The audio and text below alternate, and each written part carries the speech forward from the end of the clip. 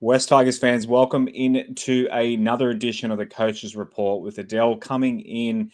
He's back in Brisbane. I believe he's recovered. He's had a recovery session today. Last night, we appreciate him backing up tonight because last night, Adel, by all reports, you were very unwell. So big thank you for joining us tonight. And Mr. Bashara is coming in as well to break down what was, another disappointing performance by the boys over in New Zealand. And big shouts to everyone joining in. I thought because we were a bit late on this one, we'll go live on the YouTube channel for everyone to see. But normally, this is a private stream for our Patreon members. So if you want to, from next week, join in on the YouTube fun with the guys, patreon.com/WestsLife. And Mr. Bashara, I'll go to you first. How are you this evening? Yeah, well, I'm well, mate. We've had a busy evening. I'll just give the podcast we just did a bit of a plug. We had a nice chat with Eddie Otto from West Tigers podcast for about an hour and a half. And Adel made sure he absolutely tried to school me on that. So I get my chance for a bit of payback tonight. But yeah, no, it was good. Really enjoyed being on their show, and I think they'll be releasing that on Wednesday just to give our show tonight a little bit of traction before Wednesday morning. Yeah, shout out to those legends over there, and shout out to the legend. Are you back in Queensland now, Adel? Is that right? Yeah, mate. Yeah, I actually said to Rob this morning. Once I told you guys I was literally no good, I fell asleep and got a great night's sleep in. I was super dehydrated. Got on a 6 a.m. flight this morning. Didn't help that we did about 5 loops of Brisbane before landing, but yeah, got a good breakfast in and back to some routine, and I was fine, ready to go. Took the Doueihi route around Brisbane, around the circles, didn't go straight through. Before we get started on the show, I do have to give a couple of shout outs. So shout outs to Gym Direct if you are looking for fitness equipment, everything from kettlebells up to commercial gym fit outs. Head to westtigers.com.au. There's a button there for Gym Direct where you can get 5% off with the code WTLXGD5. And if you're a personal trainer, you can actually get 10% off too. There's a form if you're a personal trainer as well. And also to Keen Strata. So thank you for Keen Strata for supporting West Tigers Life, West Life podcast. West Tigers. What's our name again? West Tigers Life podcast. Keen Strata, professional and reliable, unlike me. Strata management in New South Wales. If you live in a unit, townhouse, or apartment block, Keen Strata is all about making sure your building runs smoothly with clear communication and no hidden costs. They're commission-free, exceptional strata management. Their focus is always on what's best for you and your building and your community. Keen Strata is local, independent, and committed to getting things done properly. If you're after a strata management that's upfront, reliable, and easy to work with, get in touch with Keen Strata. Visit keenstrata.com.au 028 and get them on 02 85154080 or email info@keenstrata.com.au. Righto, time for me to head on out and leave it to Coach Mr. Bashara. Take it away. Thanks, Josh. And I just want to add to the plugs. Thank you to the Orange Grove Hotel for hosting us yesterday and all the people that showed up and watched the game. And apologies for me leaving as soon as the full-time Hooter left because I was absolutely livid with our performance. How are you, Adel? Are you going to be nice to me in this hour, or have you got all your bad stuff out of the way with me with Eddie? You know me, Rob. I just say it how it is, and you ask me a question or you have an opinion. If I disagree with you, I'll tell you. Yeah, I wish I had a few more retorts on your comments like you did on mine. But anyway, I'll treat you. I'll handle you with care, as they say. Mate, the West Tigers 14, the Warriors 34. This is probably one game I don't want to dissect too much, except maybe talk about points you want to talk about, and obviously the tries we scored. I know you think I'm harsh, Adel. I know we got a little bit of a touch up against Brisbane. I think it's our second worst performance of the year after the Melbourne game. Where do you think this performance stands in our whole season? Because I think overall we've been really, really competitive. I just felt yesterday we got a little bit too easily schooled. I don't think the Warriors had to do too much to beat us, and that was that's how I saw it anyway. But that was disappointing to me. Yeah, I mean, my prediction pre-game, I actually said to the great Bashar Ahmed and Mark and Andrew that I thought we'd get beat convincingly yesterday. I just don't think our style, with what I said earlier in the year, than how the Warriors have been playing, and sort of how our middle had been a little bit worn out the last couple of weeks. I didn't think we'd play well over there for some reason. Started really well, but to quote our coach, we just lost the collision. We couldn't handle their ferocity down the middle of the field. It's not an excuse, because I've seen us at different stages, especially against the Raiders, where we actually started to get really physical in the middle of the field. I just think the application to what the players did yesterday was really poor. We can dissect a little bit more later, but I think that was the tough part for us yesterday. I thought that was Jerome and Uppy's two most disappointing performances for the year. I think you can come up with reasons potentially for both of them, but yeah, neither of them working excuses, so I'm not going to give them one. Yeah, I'm not going to defend Jerome too much for yesterday. He definitely had an Origin hangover and was probably feeling a bit deflated. But I've always been a believer, and I mentioned it with the Roosters game, Adel, that forwards win matches, and the Roosters had most of their hot back line when they played us last week. So still here. Ooh. If your forwards, g'day mate. If your forwards don't lay a platform, it's really hard for your halves to work off. So yeah, I'll just keep talking while you sort yourself there, mate. But yeah, so I think that's one excuse. But look, the first half, we obviously went down the other end off a penalty and scored. But Adel, it just seemed to me that we couldn't make any traction with our forwards getting to the other side of the field. We were stuck in our own half, and I don't want to give too much away with what we spoke about with Eddie, because it wasn't specifically about the game. But you mentioned how important it is, like the good teams, like the Canterbury's and what have you, how hard they focus on tackle 1 and tackle 2 in defence. The Warriors smashed us, mate. Every time we got the ball one off the ruck, or we were trying to ruck it out of our end, they were really intent on driving us backwards and really winning that collision the first couple of tackles. Did you see it the same way? Yeah, absolutely. Like I said, we lost the collision. We don't handle adversity. We don't handle and we did early in the year. So this is where it's disappointing. Every single time we had to put multiple sets together, we struggled with it. But to your point, every time we carried the football, we just got dominated. Absolutely dominated. And it's disappointing. And I'd like to think that we could change up a little bit of how we do our shapes out of our own yardage. I think we can actually look to shift the ball a little bit more and get away from trying to just ruck it through that middle of the field sometimes. So just create that little bit of space around teams' defensive lines and put that little bit of a doubt in their minds. But yeah, that was a bully effort yesterday from the Warriors against us.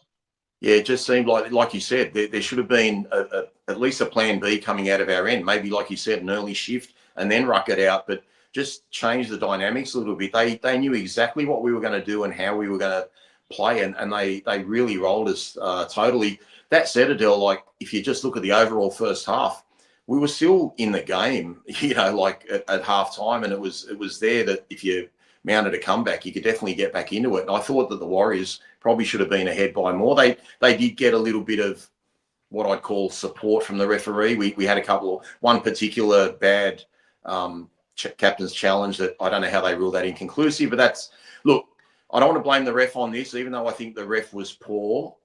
The intent we showed in defence, Adel, to me, that just showed like we were never winning the game. Is that being a bit harsh? I know the scoreline could have been closer if we were refereed evenly. I just felt we were going to have to be perfect to win the game. We can't overcome adversity. That's the only way I can, and this is across the board. And all that includes everything you just said. We have just become one of those teams now. It's almost going back to a little bit of old ways, but I do think we do hold ourselves accountable a little bit more. And that's why we've seen some efforts where we come back the next week and actually perform pretty well in games, even if we've lost them. But we don't handle adversity, and it's just something we've got to have to get used to until we start winning football games more consistently and gaining the respect from officials across the board. Look, I told you today, I want to know the last time we won a game with Jared Sutton as our referee. And I'm not saying he's having a crack at us. I just think Jared Sutton is very safe in how he referees the game. He knows who's meant to win games. I know there's a stat that went around last year that he's the number one referee of favourites always win games he referees. So, mate, it's hard. It's so hard to be in the position we're in and be able to absorb what we absorb, but we've got to become good enough at doing it. We've got to be able to handle the adversity that's going to come our way. It's almost going to be one of those things now. And I remember actually watching last year, Stephen Crichton was really good at the Bulldogs with that. Whenever they'd get a bad call, he'd look at the referee and go, no worries. And you'd see him just rip into his team, defend. And that's the sort of thing we've got to bring in. And it's not like the players use it as an excuse, but I guess over time it probably does get a bit frustrating. There weren't many positives from yesterday, Adel, but talk us through the first try to Skelton. And just on a side note, how were you feeling after that? Were you thinking, wow, this could be our day? No, it's just same. I mean, at the end of the day, winning the first 5 minutes of the game doesn't really count, right? To me, it's the next set of 6, kick chase, win tackle 1 and 2. You sort of start to look at what the next 5 minutes looks like, especially when you start well. Usually whenever a try is scored early in the game, what you want to see is if you're the team that's conceded, the reaction, or if you're the team that scored, how well you complete the next couple of sets. To be fair to us, mate, we completed so well in the first half, and we have all year. Other people will say we've got ill discipline, but yeah, we just didn't handle the adversity. We threw a punch at them, and they threw a punch back, and we couldn't handle it. I know there was a little bit of ill discipline that you don't tend to agree with necessarily. It's how the referees interpret it. I disagree with you on this point, but talk us through the escort from Jerome Luai that led to the penalty that kind of, it was so early in the game, but it kind of changed the game. You've weathered that arm wrestle with the Warriors. The Warriors were winning the physical battle, yet, we've kicked ahead, we're 4-0. And then, Jerome Luai does something that I want to say it's out of character, Adel, but, you go back to the Cowboys game and you go back to other games, he seems to be either very ill-disciplined or very frustrated, and that's what's leading to the ill-disciplined. Talk us through what you thought of that escort. Or he did that at Penrith and never got penalised. Oh, I don't remember. Mate, I don't care about what he's doing in our colours and the amount of money he's on to be in our colours as well, mate. Yeah, he needs to be I better. don't like talking about that. But, I don't agree with the penalty because – and the funny thing is I've seen it with other teams and it doesn't get penalised sometimes. At the end of the day, as long as you don't look at the defender, you are allowed to do whatever you want. That's my interpretation of it is. So if there is no intent for you to get – because if I just because I start running north to south, if I look up and the ball's going the other way, I'm allowed to change my direction. I just can't change my direction with intent to interfere with the defence. And if you look at it properly, Jerome Luai starts running back, looks up, sees where Taruva's about to catch the ball, or it might have been Charlie Staines or Skelton, whoever it was, and then he goes and positions himself in front of him, which is what you're coached to do. Because if he drops the ball, you want to be there for the recovery. So it's not technically one of those things. I think he's done the wrong thing, in my eyes at least. But I can understand why, in that situation, it was penalised. For me, I don't have a problem with him doing it because he's competing. Yeah, I think it was a clear penalty, Adel, and he's got to be better than that for us. Like, we need everything to go our way. They weren't even going to contest that bomb. So what would you do? You want him to not go back at all? Well, you're telling me he's moved to the side to get himself in position in case, for example, Skelton drops the ball. He's not even behind Skelton. So if he's going to contest the ball, he's going to be in an offside position. To me, that's a clear-cut penalty. I don't see anyone else, no offence, disagreeing with that. Like, I get what you're saying. I'm not saying it's not going to be interpreted as a penalty. What I'm saying is, if you can make an argument in that situation, which everyone else does, and I think he kind of did to the referee, he said, I positioned myself in front of him. That's my argument, is I don't actually think it should be a penalty, but I can understand why it was given a penalty.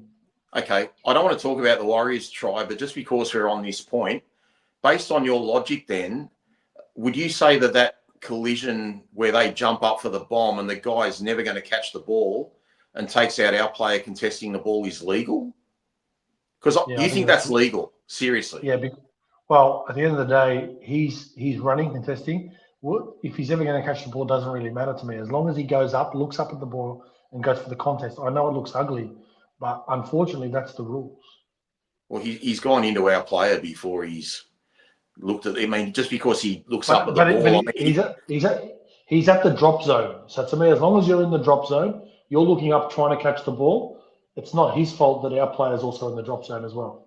Oh, it's happened multiple times. I'm going to see 8 games this weekend. I'm guaranteeing you, someone's going to run into the drop zone, as you call it, bump a fullback out of the way, and get penalised for it. Look, we do not get refereed the same way. There was even a forward pass at the end of the game that led to the Halasima try that I don't, it made no difference. We were going to lose anyway. It's just a matter of the scoreline. I want to talk to you, Adel, about, look, we're going to get into Benji for a little bit, but these are the little things that I get critical of, and I guess you can blame the players.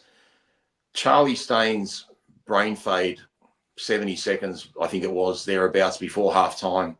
We've got a scrum feed. I think it's about 30 metres out. Staffatoa gets the ball on the right-hand side, gives it to Charlie.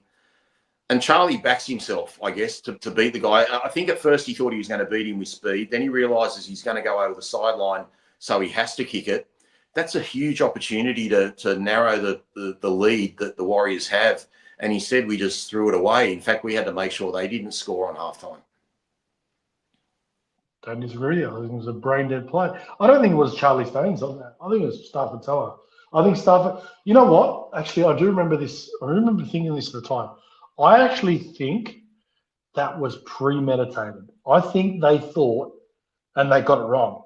I think they thought, because if you watch the Warriors really carefully, their left winger in Roger Tuivasa-Sheck actually comes in and helps his centre quite a bit in Adam Pompey, right? So I think they thought if Stafford gets the ball and tries to bounce to the outside, Roger might turn and he'll tip it. Because you never see Stafford do that. So I think it was a set play with a bit of premeditation, and the bluff got called by the Warriors, and then Charlie panicked, and he had to kick the ball. So, but would I do that with a minute and 15 seconds to go to halftime with a scrum play? No, I wouldn't.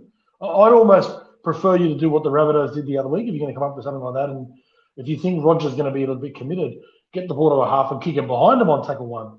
Like, I'd rather you do something like that. But, yeah, it wasn't a good play. But that seemed like they were trying something with a minute to go. So, you're right, though. The panic for us was going to be, we're lucky not to concede off the back of it. Yeah. Look, probably with about 20 minutes left, I think we got back to within 10 points, but it never felt like we were in the game. So I really don't want to talk about the game too much. I want to keep this a pretty short episode because I've kind of got my temper back under control after 24 hours or so. Let's just talk about Adam Doueihi's performance yesterday. It was really rocks and diamonds. He scored a couple of tries, but prior to that, whether he slipped over or not, he got beaten a couple of times for a couple of Warriors tries. Looked impressive in terms of attack when he came to lock, half, first receiver, whatever you'd like to call it yesterday. What do you make of his performance yesterday and moving forward? Do you think we're going to give him a go at lock? I'm going to premeditate this, Adel. Like, I'll let you answer, but I want to say this. I think in terms of attack, AD is exactly what we need as a 13. I don't think it'll work unless we literally play him in another position defensively and have someone come in and do the forwards tackling. I don't think it's going to work at all. I don't think he can do 30-odd tackles a game and have an effect this year unless he bulks up like you've suggested to me. But talk to me about Adam Doueihi for a bit. Yeah, challenging one. Like, you're right, in the first half, that was a seriously poor decision on that first try. Like, him and Staffatoa can cost us 2 tries yesterday. Yeah. The first one, he had no reason to sink in, and Staffatoa did the same thing on the rest of the try. So, really poor start. And he had a poor miss, I think it was on Dallin, about 30 metres out from the Warriors line as well. So, you're right, he had a poor start. We've always known Adam's deficiency has been around his defence. I think he's improved it this year. Again, you can't be super critical of the guy. He's been able to play multiple positions and come up with a lot of good stuff through the year. So I'm not going to be sitting and be critical. In regards to the move to 13, I don't think we should ever expect anything to happen overnight. But if they're going to make the plan and they're going to go with it, and I said this on the other podcast tonight, is, the Bulldogs turned Kurt Mann and Bailey Haywood into 13s, genuinely good 13s. So if we're going to do it, commit to it, put the time in, and if it means him failing this year and having some defensive deficiencies, but getting to get the reps in throughout the rest of this year, and we say, you know what, here's a contract, we want you to be our 13 next year, and he gets a full preseason and he has a crack at it and he wants to do it, well, maybe it's worth the risk. Like, what's our alternative is the question. The other thing I also mentioned, I don't think this is a popular one, but, do you alternatively put him back in the halves, which I don't think is the option, because I think defensively at half he's always been shown up. Like, I don't think he defends well as a 3-man. Do you put him in the halves and bring Latu the same way you had originally planned and bring him on as a 13? But I wouldn't do that. But yeah, look, Tack, you're right. He made us look like we played on the front foot a bit more, didn't we? Just your volume has just gone down about 20%, Adel. I don't know if you've accidentally touched anything or not, but just give it a little bit of a test there, mate. Bit of a check. How about now? How is it now? You're back to normal, mate. That's how we want to hear you. Okay, let's talk about a few more players. Look, I don't think Appy was bad yesterday. I just don't think he was involved. Like, it just felt like for our co-captain, I just don't think he did enough. Talk to me about Appy's performance. No, I didn't think it was good at all. And I think everybody knows my relationship with him. I think he was poor. Look, the only thing I can think of is coming off the back of a 11-day stand down. So that period is very weird for those that don't know how that works. Like, you don't actually get to train and do much until the 11 days are done. I think on the 10th day, you've got to do some tackle and some contact. So you actually miss quite a bit of time, through that period. So potentially for him, he's still feeling the effects of it. I don't know. That's my observation and potential reason. But yeah, I thought defensively that was the most passive he's ever been as well. And he got bumped off a couple of times, which is not unusual for Uppy. It's the situations where he got bumped off, which to me was a bit of a concern. But that's fine. He's done a like hard over this week. If you're ever going to have a week where Uppy's going to have a good game, mark up my word, it'll be this week. Talk to me about Jarome Luai. Other than the escort that I spoke about just earlier, where did he go wrong yesterday? What didn't you like about his performance? Yeah, his one-on-one defence. He missed a lot of tackles and important tackles on that left edge, which Jarome doesn't normally miss, especially early in games. Sometimes you can get Jarome when you run into his left shoulder. He was missing tackles on his right shoulder yesterday, and he's entitled to have a bad game. Like, I'm stating the obvious, but he's entitled to have a bad game, and he did yesterday. I think the one thing I will say is Sadioela's game yesterday, some of his timing on his line running wasn't great. But I haven't watched the game fully properly, and I will analyse that and watch it again. But they haven't struck the best combination, have they? Those two. No, look, I haven't rewatched the game either, Adel, but just watching a couple of opportunities that I thought Luai had actually put Sam Weller through holes. I actually thought it was more on Sam Weller. I don't know if he's injured. He just didn't look like he had the leg speed or the penetration to get through the line. I think most second rowers would have been off and gone, and he struggled to get through. So again, I know he's injured now, but at the time, I don't know if he's been carrying an injury or not. Just on Luai, Adel, I know he's got that really good attacking rubber kick, but just in terms of his general kicking game, like when he's reefing the ball downfield on the fifth tackle, were you happy with his kicking game overall? Like, just with the general kicking? We always know he doesn't have a long kicking game. Where my criticism is. Look, at the end of the day, I think he puts the ball in the right spots. My criticism of us is our kick chase. Our kick chase is so poor, Rob. Like, our intensity, and this is where I talk about the focus of winning tackle 1 and tackle 2, can actually start with your kick chase. And I just don't think we have enough emphasis on our kick chase. I understand people watch Matt Burton and Nathan Cleary and these sort of guys who've got a bigger kicking game than him, and they put the ball high and long and deep in corners and Mitch Moses. That's not Jerome. You can't ask Jerome to do something he doesn't do. And he did the same sort of kicks for Penrith when he played there. He was very disciplined. He was very good. He put him in the right spots. The landing spot was always good. And Penrith, and I can show you clips of it. I actually showed it as a coaching tool this year. He puts it in the spot in the corner where if your kick chase is good and your left four and your middle four chase well, you'll actually win the contact and tackle one and put teams in the position. But our kick chase is poor. So I don't have a massive issue with Jerome's kicking game because it's what he does. I will say this: he's got the best short kicking game in the comp. That's the thing, because that long kicking game isn't good, Adel, and I think you and I are probably in the minority here. I put on Twitter last night or whenever it was.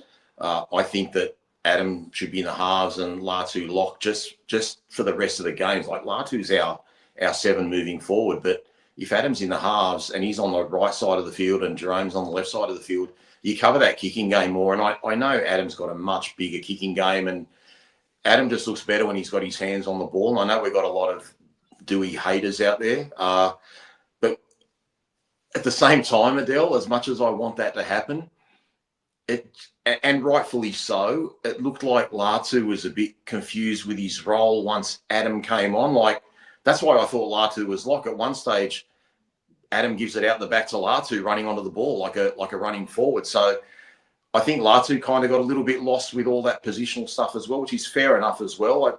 Like where do we go from here, mate? Like, do I know you've mentioned Adam at 13. Do we put Adam in the halves just to get that general kicking game and that longer kicking game? He was brilliant with his kicking game. You mentioned it last week.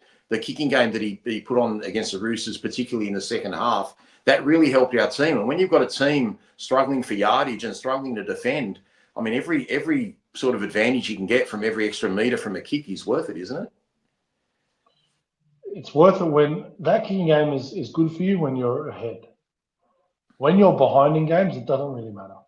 And to me, the reason why it was good last week is because, to be fair to us last week, Adam's advantage is not so much about the fact that he kicks the ball longer, it's that he gets more height.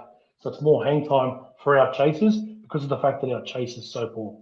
So the fact that he can give you that extra second and a half, 2 seconds on kick chase allows our kick chase to be that little bit better. But if you put a bit more of an emphasis on your kick chase, well, you're going to get better results. The other thing is, if you're kicking the ball on the 40 every tackle, well, that's what's going to happen. You've got to have better yardage carries and get yourself over the halfway line to be kicking on tackle 5. What I would like to see from us is if we're not making yards or on the 30, 35 metre mark, I'd like to see us kick on tackle 4 when the wingers aren't back. That's what I would like to see us do a bit better. Mate, there were some unusual happenings yesterday. I'd like you to explain it to me. So Adam comes into the middle, and often when we went to the right, Stafford Toa was first receiver. So you've basically got both your centres in the middle. So we've got Jack Bird on the left edge, Tony Sukar on the right edge. How are we ever meant to score points? I'm not a fan of the whole shuffling thing. I'll accept your point you said to me privately today, Adel, that some of it might have been premeditated. But other than that, I don't think it's conducive for building good combination and repetition and just even your attack. Like that there's a good reason it's clunky is if you keep changing things, you know, whether it's designed or not. I don't think it's a good idea. How did you see all those changes? I mean, everyone played everywhere, you know, to a certain degree. Like half the players got moved around. Well, you're over exaggerating. I mean, do you want me to count them? Do I need to count them? No, I'm about to say it. Tito and Stafford moved. Hang on, they moved only in good ball to give us a little bit of. You wanted Stafford to have the ball a little bit better. Okay, so that's one. Well, that's two positions though. It's 2 positions. Well, whenever you make a change, it means 2 people have to change. So it's 1 change. Okay, and it's only happening in not if it's a replacement coming from the bench, but anyway. But this is during play, and again, it's been practiced. The other one obviously was when Adam went to lock, Jack Bird went to centre, and then they actually changed that, and they took Jack Bird off, and Fanua went to back row and Sione went to centre. Samuela went to centre. So they were the changes that were made during the game. So it wasn't wholesale. It wasn't the Manly game type. The reason why you don't worry about continuity in regards to Stafford Toa or the fullbacks is because it's not your plan A. Jareem Bull is your fullback. Like, I can understand if Jareem was playing and you made those changes, but you say, well, hang on, why are you making those changes? I can understand if we had a full-time lock and we made those changes, you sit there and go, why are you shuffling that? But whenever you've got guys in certain positions that, one, potentially aren't those positions, and I think you and I are going to lean on this a little bit later with the reason why I think Adam was pushed there, because we know that Taylor May's probably on the way in. I think that's what Benji has been trying to do. And I said this to you even during the Manly game. I can understand whilst ever you're struggling, and as a coach, I've done it before. It's you sit there and you go, okay, I've got to come up with a solution. And I know on game day it hurts us as fans because we're sitting there watching, trying to compete. But we're also aside trying to figure it out. And I know we want to sit there and say, oh, let's just do it. You know what we could do? We could do what the Dragons do and just leave Kyle Flanagan and King Tommy out in the halves for 8 weeks and say, we're just trying to give the combinations, but still lose and not bring guys in from New South Wales Cup who have won 8 games in a row. We could be that. But Benji's saying, no, I want to see who's playing where, who's going to have a crack, who's going to change our game, who's going to make us look a little bit better. I think no doubt Adam made us look better in attack. So I think he's forecasting and going, well, I think Taylor, and I'm not sure where you stand on this, I think Taylor needs to come in. I think there's a difference between a young kid being brought in early and a guy like Taylor who's played 1 premierships, played a lot of first grade. He's a seasoned pro by now. Like he's done enough, I think. And you've seen enough of him over the 2 games. He doesn't need to be spectacular. When he turns up into first grade, he'll go to another level because he's a first grade footballer. So I think Benji knows that as well. He's got 80 minutes out of him, and I sort of predicted it last week. I think he got the 80 minutes out of him. You know, they would have loaded him up. It didn't seem like he was cramping. I mean, he scored 3 tries in the last 10 minutes of the game, so he even finished the game off strongly. So I think from Benji's perspective, it's like, Adam is in our best 17. Where am I going to fit him? So if he didn't play him at 13 this week, and if that was the plan, we would have been critical next week of saying, and I'm only, presuming this is going to happen, we would have been critical to say, you're playing someone who's never played there before. But if that's the plan this week, well, at least there's been preparation around it. Yes, look, still on Adam, Adel, he was thrust into the halves when we dropped Galvin against Parramatta. He had a really poor game that day. Then he's kind of accidentally come across this, like you said, against Manly, and he played really well. He justified that move to the middle of the field with his performance against the Roosters. Do you think he wasn't played as a half or lock for the start of this game against New Zealand simply because no one was ready or fit enough or able to take that centre spot?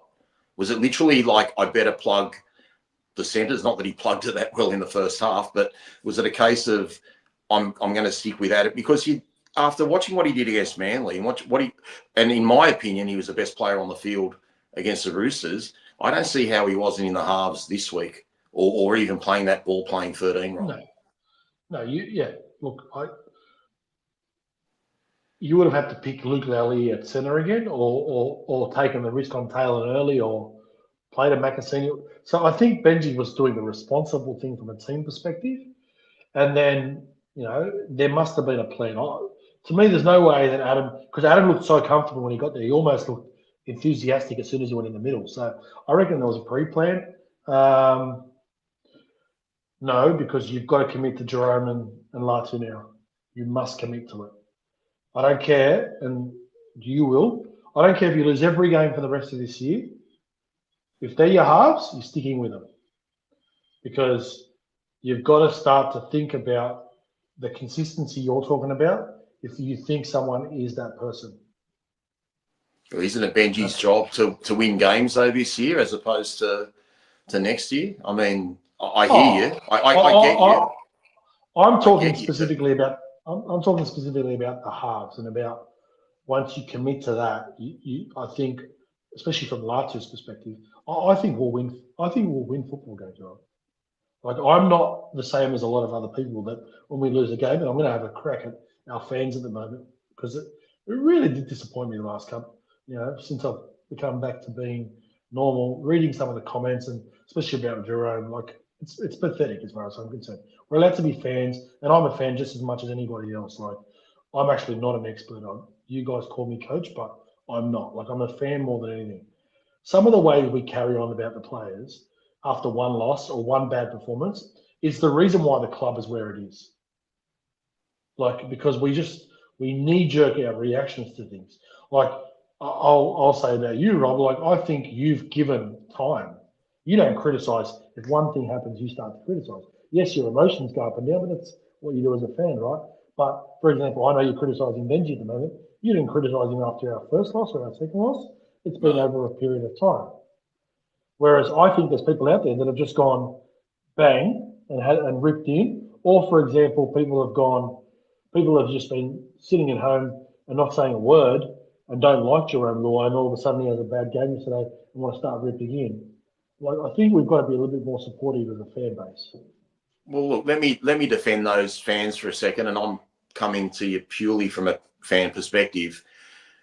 In our last 8 games that we've played, we've won 1, and that was against, I know they had 5 of their regular backline, the Roosters, but they had a half a New South Wales Cup pack and blokes on the bench. A lot of us, I know you're familiar with a lot of players, Adel, but a lot of us aren't familiar with them. So I think the criticism can be justified, or not the criticism, but the emotion of the bagging, because we haven't beaten anyone basically for 2 months except a Roosters pack that was decimated by origin and injury. So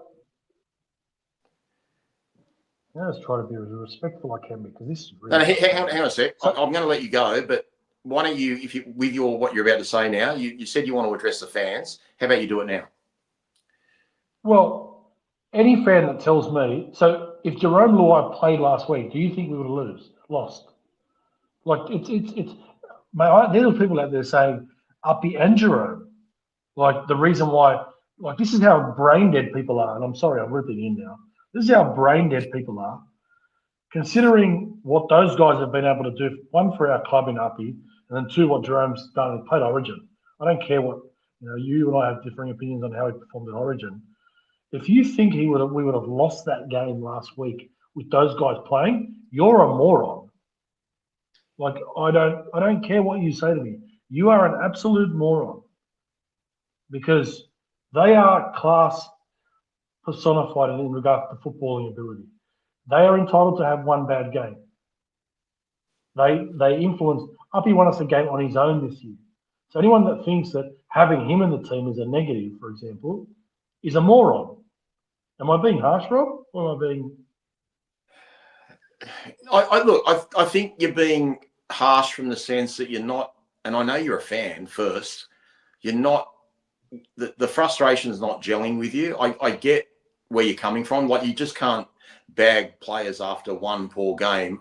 I wish I had the stats with me, Adel, and I know Appy copped a concussion against Manly, but I could safely say that probably in his last 4 games he's run for 50 metres. And, mate, I have given Appy Coruscant, he's been in my 3-2-1 in every game of 2024 and 2023, and I'm the one that would preach you sign Appy over Talon De Silva, and I've bagged to the point where I've had to bag Talon to make my point about Appy. So I'm team Appy, but I can understand why they're frustrated. You need your leaders to be ready and ready to go. And I hate it when I see, Jerome, like I said, I know it's only one penalty, Adel, but a simple penalty like that escort, the poor first half he had against the Cowboys that ultimately led to sin bins, and we only lost by less than a converted try that game. I expect better from him. I expect better from him in Origin, from that kick you're talking about. I expect him, like, it just seems like in the first halves of games, Adel, he's not there. The first half. And that's probably really unfair, but, like, that was the first bad domino, that escort that happened yesterday, and it set the tone. He needs to be the one blasting people for doing that, not actually doing that. And I'm so for Jerome Luai as a person and his attitude and what I've seen for most of the year, but I can understand people saying, well, come on, man, there's no excuses anymore. Like Am I being too harsh now? Yeah, absolutely you are. Because for me, the way he competes, and I will still argue this with you, like him doing that is him competing. He's actually doing his role. If you go back and look at the last try, or the try they scored, where you talked about the Warriors guy doesn't takes our guy out, right? You look at that right edge. Not one other person actually got back. They had two blokes. The ball bounced twice or three times. If that was on the left side, Jerome would have been there. We've seen the game where who was it? It was against Canberra when Starling ended up scoring. Remember when Jerome came from the other side of the field and he kind of took Starling out? Again, from the other side of the field to compete. Him putting himself in that position is actually him competing. So whether you like it or not, and it's perceived as ill discipline, I don't think it is. I think it's him competing on the play. And at the end of the day, he got penalised for it. Yes, it's happened before, but the other thing I'll say to you is I think Jerome Doueihi is a pulverising figure, and referees also don't like him. I say that because I think the media doesn't like him, commentators don't like him. Like, he was criticised more than Nathan Cleary in Origin 3. Mate, I love him. I think he epitomises everything we want in a player. And I'll go further to those effort plays when Buller threw the intercept to Alex Johnson against South, and he chased him down before Galvin got sin-binned. Like Jerome was the one that ran from the other side of the field and tackled him a few metres out. Like, I'm not doubting his effort or his commitment or anything like that. I just think in that moment, like with the escort, I know you say that's an effort thing. Like, he's jogging at my pace, just moving to the left, just to nudge the bloke. It was not needed. Like, did he look at him once, Rob? Did he look at him once? No, he didn't look at him once. But you don't have to look at someone to just. I can know you're standing in the diagonal corner behind me and move over this way, and you know, I know what you're saying, but we're going to disagree. We're going to disagree. Okay, yeah, I agree with you, but in the second part of that, and this is my whole point about this whole notion of rugby league, right? And I'm putting my coach's cap on. Yeah. So if I'm putting my coach's cap on, let's say Jerome actually did it, where he looked at the guy and bumped him. Let's just go down that path. Let's say I completely agree that he did it wrong. In video, I would show that, and I'm creating a hypothetical here that he did do that. I would say, Jerome, if you want to do that, don't look at the guy. And then I'd show the next set of six and go, guys, how do we not defend a set of six in the first 10 minutes of the game? Like, how are we not good enough to be able to defend one set of six early in a game? And again, it came down to the next set of six they score because of a poor defensive read from Adam Doueihi. They score again later on in the game, and we complained about it. Why? Because of a poor defensive read from Stafford Toa. This is individuals, and I've talked about this all year. Individuals, same as later on in the game. They score a try because of a missed tackle by Jerome Doueihi. The difference with me is I'm able to be objective across everything everybody does. What we need to get better is individuals in certain moments are costing us big time in games. Massive. In certain moments, one individual, everyone else is getting everything right, tick, tick, tick, tick. One individual makes a mistake. Yeah, but you look.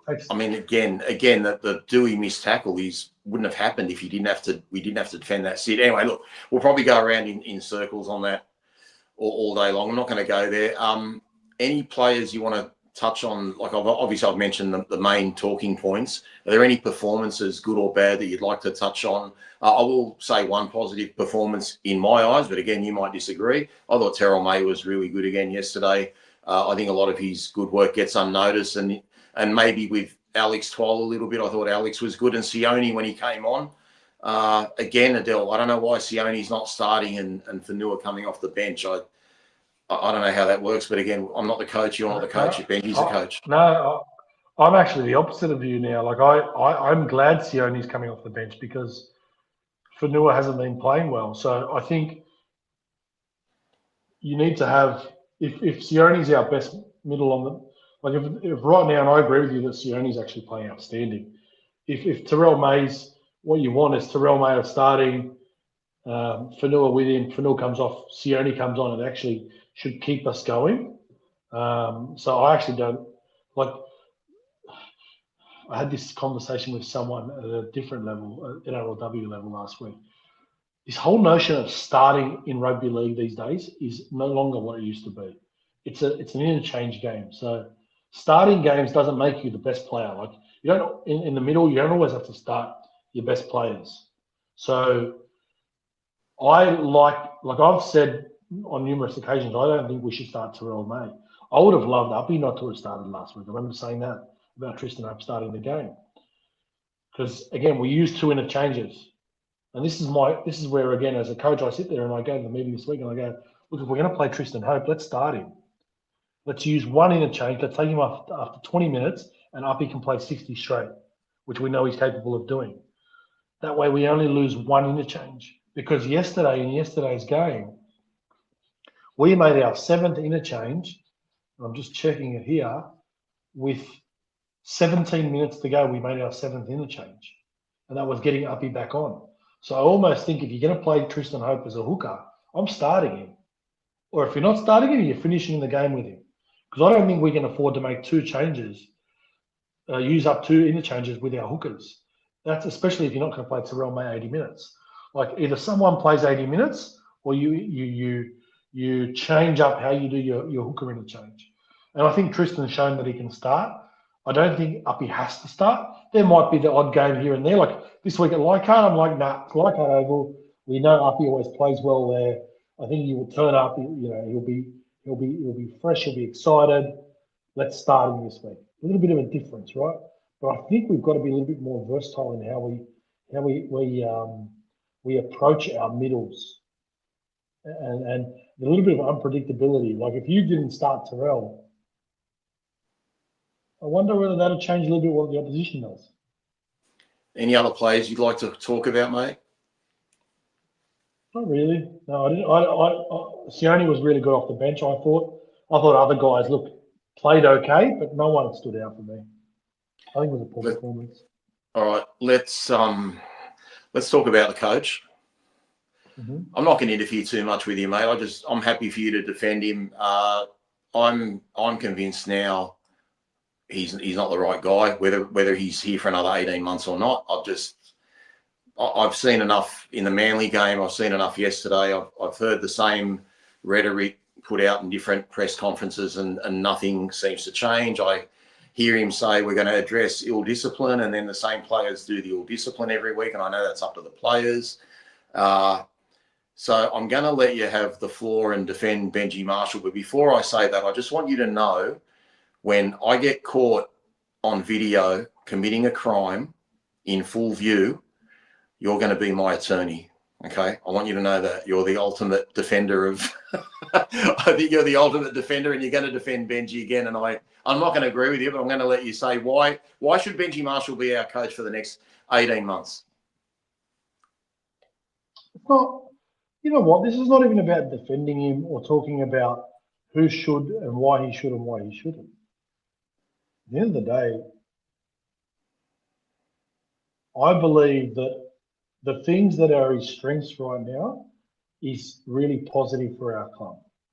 And for those that don't know, if you listen to the other podcast we did today with Eddie from West Tigers podcast, they're called, Rob? Yep. West Tigers podcast, you'll hear a little bit about what I talk about Benji's strengths to be. You've got to give him the opportunity to build what he wants. Now, I get why people will be frustrated, and he will live and die by his results. And yes, we went through a whole year of last year, but at the end of the day, without Benji Marshall, I don't think we make the signings we made this year. Actually, I know we don't. So this is the first time he's getting to get his team together. He's also been sabotaged this year by one player. I don't think Talon sabotaged us, by the Galvin situation has sabotaged us. No matter what Benji says, I reckon 100% would have rattled him because he's a human being. But if we can get some continuity and we can get a bit of luck with people staying on the field and a full preseason of everybody being on board, I think then you can start to judge him.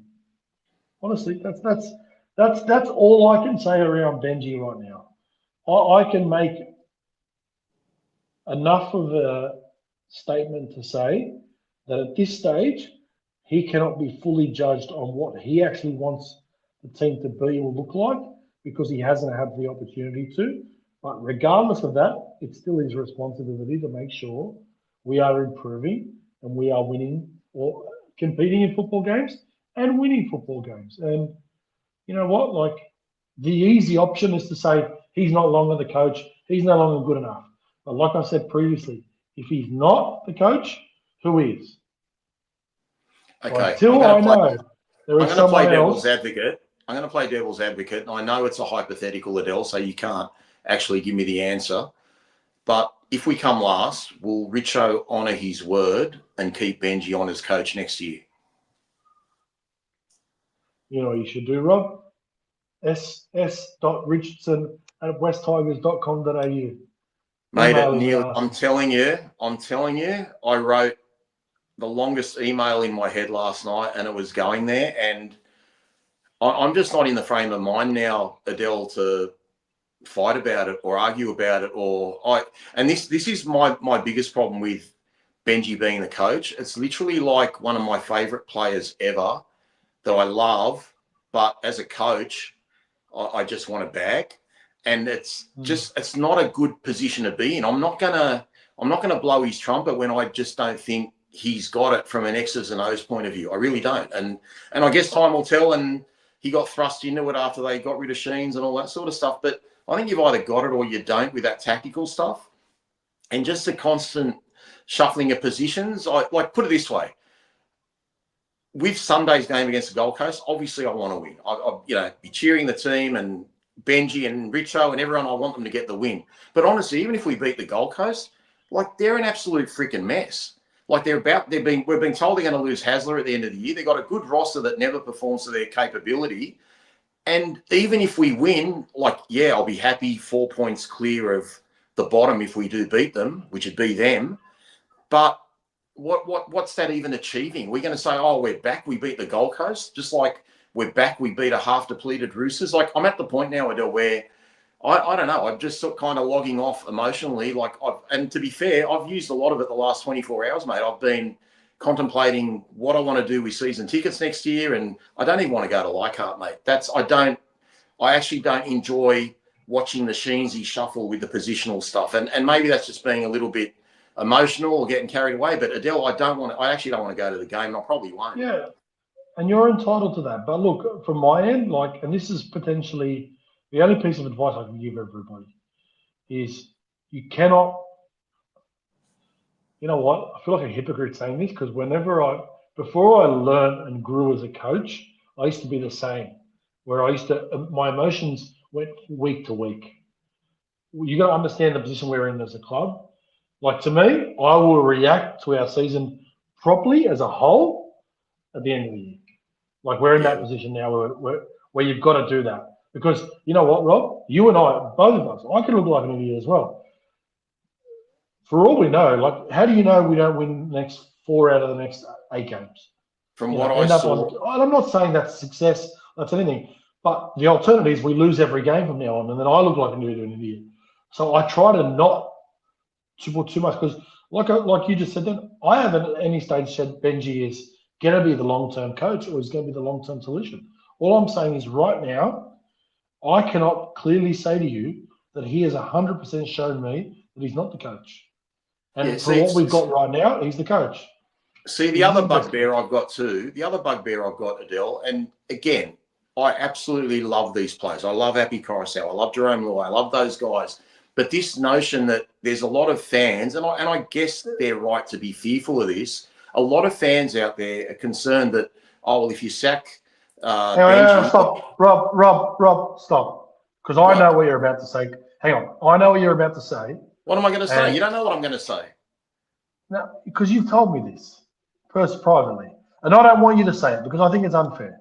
It's not, mate. It needs to be said, mate. If people don't want to be for the club, if people don't want to play for the club and the colours, and they're only going to play for the coach, then they can go too, mate. But they won't. The reason why I didn't want you to say it is because they've never said that. They've never said that. They never said that, but that's the illusion everyone's under. The illusion is if Benji Benji By Marshall who? got Jerome Luai to the club. Benji Marshall got Jerome Luai to the club. And if we get rid of Benji, Jerome Luai's gone. If Jerome Luai doesn't want to be at the Tigers because Benji Marshall's gone, then see you later, mate. But who said that? It's a club. But I'm not saying he's saying that, but that's the illusion everyone's under. Everyone's fearful that if you sack Benji, so in other words, Adel, I'm saying we're going to keep Benji for the wrong reasons. We're going to keep Benji because we're fearful guys who are there have got exit clauses and want to leave. It shouldn't be about that. You should love the black, the orange, and the white, and the club and the team first. And it doesn't matter if you're coach or Richo's coach or Joe Blow's coach. You want to be there for the team. Like, you know what? It's just I hate this. Oh, we're playing for the coach shit. We love the coach. You love the fucking club. You love the club. That's it. That's it. We don't want to be held to ransom by anyone. Galvin's gone. Talon's gone. Everyone can go, mate. Everyone can go. Club first. Absolutely club first. And I don't think any of those players have ever said anything the contrary. I didn't say they said it. I'm saying the illusion fans are under. If Benji Marshall goes, Luai goes. But this is okay. As fans, we cannot allow the media, because that's where it's come from. These are the clickbait articles we're getting, is to say to us this, and it filters into our mind, and then us on our podcast. I won't allow that to come onto our podcast and filter into, you know, and for us, that's why I didn't want you to say it. I don't want it to be reiterated into our fans' minds to make them feel like, holy shit, that is a reality, because it's not. Because we've heard it so many times before. And I gave you the example today. Mitch Moses was the biggest defender of Brad Arthur. And everyone talked about, if Brad Arthur goes, oh, Mitch Moses is in doubt of staying. What's Mitch Moses doing? They just re-signed to Parramatta. These guys are professional athletes. They're professional athletes. And at the end of the day, what they want to see is the club in the right direction. That's what they want. And that's what they're entitled to see. As professionals and as guys that have done a lot in the game, if you're Api Coruscant and you're going to commit to the club, because it is him committing to the club, not to Benji. He's not signing to the Benji Marshall's team, he's signing to the West Tigers. So if you sack Benji Marshall, well, you know what? You better have a better plan. I think that's the difference. If you sack Benji Marshall and you go sign Willie Peters because Fox Sports is pushing his narrative because he's managed by Braith and Astor, well, I think they have a right. You think if we sack Benji Marshall at the end of this year, like you said, and Shane Richardson got on a plane, got to New Zealand, and said to Andrew Webster, here's a blank check, come to our club, be our head coach, and he does that, you think Jerome Luai and Api Coruscant are going to not want that? I don't think so, no. But I'm just telling you the illusion fans are under, and I think that's why they perceive that Benji needs to be coach. It's not because they think he's a good coach. They think he needs to be the coach because he's got this clique of players that are there for his sake. I'm just saying you what I think they believe. I'm telling you what I think they believe. Yeah, well, they're right. Well, no, hang on a sec. Rob, you're allowing yourself to fall into the bait of the media now. Like, and I said this the other week about Shamus used the word click, and he would have been paraphrasing it. It's the most ridiculous notion in the world. And I've had my say on it, and I think the more we fuel it, the more it actually almost creates validation and starts putting it into people's minds. But I think it's disrespectful, and I'm not even going to use Jerome here. I'm going to use Uppy for a sec. The fact that it's being used from Uppy's perspective is, to me, disrespectful. Fair enough. Well, look, I'm going to say this, mate. I don't see why Benji should be coach if we finish with a wooden spoon. That's my opinion. If we go the rest of the year, I mean, I hope we beat the Titans. I hope we avoid the spoon, but I also hope that we don't celebrate avoiding the spoon like we won the premiership either. Like, that's how low our levels have got. We got a quarter of the Panthers premiership winning side, mate. We should be doing a lot better than what we're doing, and we're not. And again, you know, you'll say I'm talking shit or whatever, and I really don't care what anyone thinks. If Benji loves the club that much and he hasn't won a game, or we finish with the spoon again, Richo shouldn't have to sack him, mate. If he loves the club, he should be walking in there and say, Richo, I did my best. You gave me everything I wanted. I can't complain. I've had a fair go. I can't get the job done. Go get someone else. That's what he needs to say if we don't win. If he can't employ people to help him, make us better, it's going to be the West Tigers clique that are all around the coaching. And admittedly, the only one that's had any experience is John Morris. Like the rest of the guys, like Heinington's got no experience. Hodjo's had no high-grade experience. He might have done some stuff in England that didn't fare very well. I mean, we need to be better as a club. And, you know, I reckon if it was anyone else except Benji Marshall, fans would have wanted his head a year ago. But because he's arguably our favourite ever son, and that's what's hard about this whole ridiculous situation that the previous management put us in, because now, whether people like it or not, Robbie's left on bad terms. And if this falls badly, Benji will be leaving on bad terms. This was just an awful plan, I think, from the start. And I hope he proves me wrong. And I want him to win, but I'm still going to have my opinion whether I want him to win. I hope he wins 8 in a row and says, you know, RB, you know, go and get effed. But that's how I feel right now, based on what I've seen for 2 years. And I just reckon if it was any other coach with a different name, mate, he'd be gone. If it was Andrew Webster getting his second proper spoon in a row, because he really inherited the first one. If that was Andrew Webster getting his second spoon in a row, he's out the door, mate. I don't agree with that. I think that if he was on, put it this way, I think if Benji's contract wasn't as long as it is, I don't think Richo would be speaking the same way. Because at the end of the day, we don't know what the termination clauses are in his contract. Because at the end of the day, you got to remember, if he sacks him, he's got to pay him out. Well, I'm presuming he's got to pay him out. So that could be a part of it as well. It's not an easy one. Of course, it's not easy. It's not an easy one. But like I said, like I don't want to make a sideways move. And to me, unless you're going out getting one of the big guns, because there is no, the only person I'm actually, to be fair, like the only person I'm hearing really good things about, and it's hard because they're going a little bit backwards, but I've said before that sometimes assistant coaches, you can't always worry about what they're doing at their current club because the head coach will dictate, so they might have their own ideas, is Josh Hannay.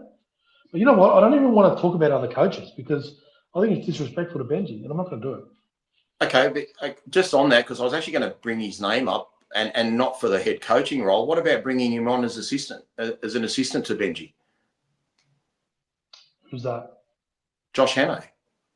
Well, why would he leave Cronulla to come to the Tigers? Coin. We're not going to overpay. You know we're not going to overpay. Richo's shown we're working on a budget, so I don't think we're going to go out and spend big money on an assistant coach. Like I can't see that happening. The only thing I can see happening is Benji will be told who his assistants are next year. And you know what? Like the other day, he got rid of Robbie. Like, you know, Benji was the coach. Benji sort of proved Robbie to be gone. So I don't think if he thinks that one, his job's on the line and he needs and Hodjo and John Morris have to move on, well, he'll move them on. Like, yeah. Look. Anyway, I mean, the last thing I'll say about, you know, it just had a bit of Laurie Daly about it in the press conference yesterday when he said, you know, we're progressing and all that. And I just look back to that Warriors game in round 4 and we almost beat them, lost to a 40-metre penalty goal in the last few minutes. And then I know you hate that analogy, mate, but mate, we were a different team to the one. And it's funny, I remember saying in the preview at the time, whoever wins this can kickstart their season. Like we could go 3-1. The Warriors, if they win and they go into the bye and they can launch. And look at the Warriors. They weren't that great early in the year. We just lost to them and they've kicked on. I don't think we're the same team we were. Granted, a couple of players have left the club, but I know I'm upsetting you now, mate. So I'm going to. No, we're having a laugh. Look, I'm not. Look, it's what we do, right? And this is the beauty of us doing this is, I've had people say to me, "Oh, do you plan it?" I'm like, "No, we just speak rawly." Mate, lucky. I said, imagine we had Mark Bashara on here.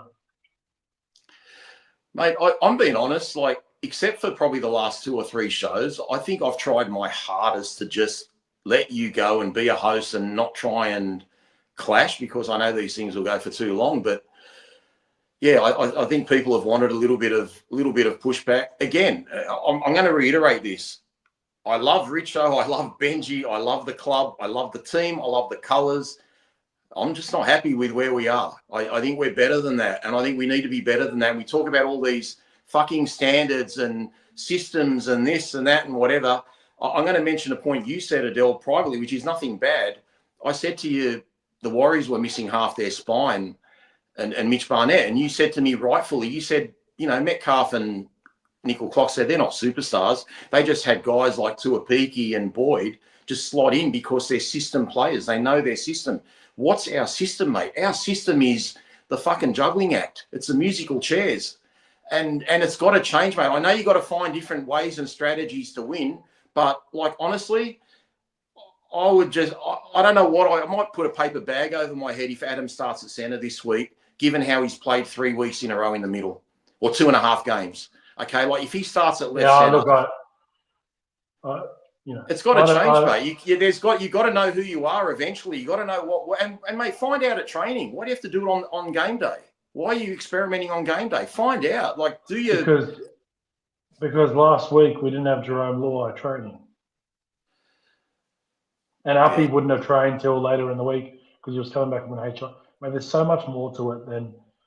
No, I'm sure there is, mate. But I just get sick of, like, personally, I get sick of getting called out as, you fucking love bashing the Tigers. I don't want to do it. I want to talk about fucking wins. They've had 1 win in 2 months. I don't want to talk about bashing the Tigers, but there's, I just can't sit here and say, everything's going to be fine and next year's going to be great and we're going to buy a few. I'm worried about the development of players. I'm starting to even wonder now, can we develop players? Like, luckily we've bought a ready-made Taylor May. Like, Taylor May doesn't have to be developed. Like, is that what we need to give Benji, established players, to be successful? We've given him 4 or 5 in the off-season and it's done nothing to where we are on the ladder.